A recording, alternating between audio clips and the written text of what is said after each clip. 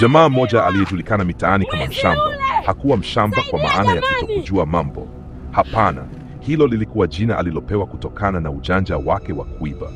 Alikuwa mwizi mwenye akili, anayejua kuchukua simu mikononi mwa mtu bila mhusika kuhisi, na wakati mwingine kuiba magari kwa ustadi wa hali ya juu.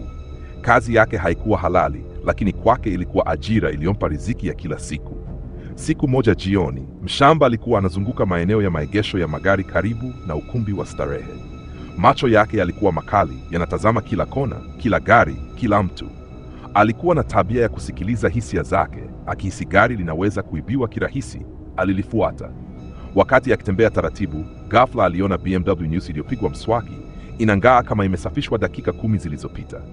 Ilikuwa ya kifahari, kioo cha nyuma kimetiwa tinti nzito, rimu zake zinameremeta mitili ya dhahabu ikipata mwanga. Na zaidi ya yote, ilionekana kama dereva alifanya kosa moja kubwa: hakufunga mlango vizuri. Mshamba alisimama, akavuta pumzi ndefu na kutabasamu.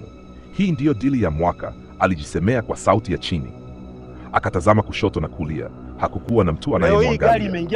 Akatoa kifaa chake cha kuibia magari, akakipeneza kwenye mlango, na kwa sekunde chache BMW ikatoa sauti ndogo ya kufunguka. Akafungua mlango, akaketi kwenye kiti cha dereva, akihisi harufu ya manukato ya kifahari. Kila kitu ndani ya gari kilikuwa cha bei kubwa, kutoka viti vya ngozi, skrini kubwa ya mbele, mpaka harufu ya hewa iliyosafishwa na mashine ya kisasa. Alipoingiza kifaa cha kuanzisha gari, injini iliwaka kimya kimya kama paka anayenguruma. Mshamba alitabasamu. Aliondoka taratibu kama mtu mwenye gari halali. Akaingia barabarani na kupotelea usiku wa jiji, bila kujua amejiingiza kwenye shimo refu kuliko zote alizowahi kuona. Wakati huo huo, mama mmoja anayeitwa Madam Zara alikuwa akitoka dukani kubeba vitu vyake. Zara alikuwa mke wa mtu mwenye nguvu kubwa kuliko watu wengi walivyotarajia. Mume wake alikuwa maarufu kwa jina la Mzee Karim, mtu aliyehusika na biashara haramu, anayetajwa na wengi lakini kuogopwa na wote. Hakuna mtu aliyeweza kumtazama usoni bila kutetemeka. Zara alipofika kwenye maegesho, alihisi mwili wake haupo sawa. Alitazama upande wa kushoto, kisha kulia, kisha akapiga hatua 3 mbele. Ndipo macho yake yakashuka kwenye nafasi ambayo BMW yake ilipaswa kuwa. Hakukuwa na kitu. Alipiga kelele ya mshangao na hasira kwa wakati mmoja. Gari langu, hawa wana nini na mimi? Watu wachache waliokuwa pale walijaribu kumtuliza, lakini Zara hakuwa mtu wa kutulia. Alipiga simu kwa mlinzi, akamuuliza. Mlinzi akawa hana jibu. Ndipo akaamua kitu kimoja: lazima aripoti polisi kabla mume wake hajajua, kwa sababu akimwambia Mzee Karim kabla ya polisi, huenda mambo yakawa mabaya zaidi kwa yeyote atakayehusishwa. Alifika kituo cha polisi akiwa amepaniki, akawaeleza kila kitu kwa sauti iliyochanganyika na hasira. Polisi waliandika maelezo, wakamwahidi kufuatilia, lakini hakujua kuwa kamera za maegesho tayari zilikuwa zimesharekodi uso wa mtu aliyeliendesha gari. Wakati Zara yuko polisi, Mshamba alikuwa barabara ya pili nyuma, akienda ghetto za mtaa wa pili. Alikuwa na hamu ya kufungua buti la gari kuona kama kuna kitu kinaweza kuongezea kipato. Aliposimama, alishuka kwa haraka, akafungua buti. Lakini haikuwa kama alivyotarajia. Ndani kulikuwa na begi jeupe lililofungwa vizuri sana. Alipolitoa alisikia uzito usio wa kawaida. Alipofungua aliona pesa nyingi kupita kawaida, laki kadhaa za dola zimetapakaa ndani ya bahasha. Pembeni kulikuwa na karatasi za majina ya watu, picha, ramani za maeneo yasiyo rasmi na vitu vilivyoonekana kama mipango ya biashara za giza. Moyo wake ulianza kudunda. Hakutaka kuamini macho yake. Hii sasa ni ya nani? Alijiuliza. Lakini kabla hajamaliza kushangaa, simu yake ikaanza kupokea meseji bila hata salamu ya kwanza. Tunajua gari iko wapi. Rudisha bila kuchelewa. Huo mzigo si wako. Tunakuja. Maji yakampanda shingoni. Alihisi kama anga limepungua, pumzi zikawa nzito.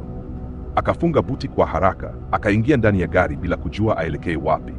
Lakini dakika chache baadaye, magari mawili meusi yalitokea nyuma yake kama yametokea ardhini. Yalimsogelea kwa kasi, yakamzunguka barabara ile ile aliyoingia. Alikanyaga mafuta, akakimbia. Barabara ikawa kama mchezo wa paka na panya.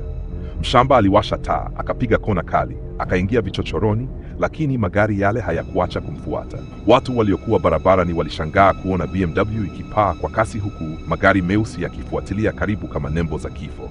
Hatimaye alikamatwa kwenye barabara nyembamba. Mlango wa BMW ulifunguliwa kwa nguvu. Wanaume 3 wenye mili mikubwa walimshika, wakamtoa nje bila hata kuuliza. Mbele yao alisimama mtu mmoja mwenye suti nyeusi, mwenye macho makali kama simba anayevizia, na sauti nzito iliyobeba mamlaka ya dunia nzima. Kwa nini ulichukua gari la mke wangu? Alimuuliza kwa utulivu uliotisha zaidi ya hasira. Mshamba hakupata jibu. Alijaribu kufungua mdomo, lakini sauti haikutoka. Mzee Karim alimsogelea, akamshika kidevu kwa mkono mmoja. Umeiba mali isiyopaswa kuibwa. Ndani ya gari hilo kuna siri ambazo watu hawapaswi kuzijua, lakini sasa tayari umeona. Mshamba alionekana kusambaratika. Alijua atakufa, lakini badala ya kumwadhibu papo hapo, Karim aliangalia pembeni, akatabasamu kidogo. Wewe una ujasiri. Wengi wangeogopa hata kulikaribia hili gari. Nitakupa nafasi ya kuishi, lakini kwa masharti. Watu wake wakamshika vizuri. Mzee Karim akasema, kuanzia leo utaanza kufanya kazi na watu wangu. Ukijaribu kukimbia utatoweka kama moshi. Ukifanya kazi vizuri utaishi, lakini kumbuka, maisha yako sasa ni yangu. Mshamba hakuwa na chaguo. Hakutaka kufa. Alijikuta akitia sahihi makubaliano ya giza bila hata kalamu, kwa hofu tu. Na hivyo siku ambayo aliona BMW kama zawadi ya ghafla, ndiyo siku iliyomvuta moja kwa moja kwenye dunia ya uhalifu mkubwa zaidi kuliko wizi wake wa kawaida. Alibagari bila kujua kuwa ndani yake kulikuwa na mlango wa kuingia kwenye maisha ya hatari, siri, damu na kutumikishwa na mtu ambaye hata polisi hawakuthubutu kumtaja kwa sauti kubwa. Na yote haya yalitokea kwa sababu ya kosa moja tu: kuiba BMW ya mke wa gaidi.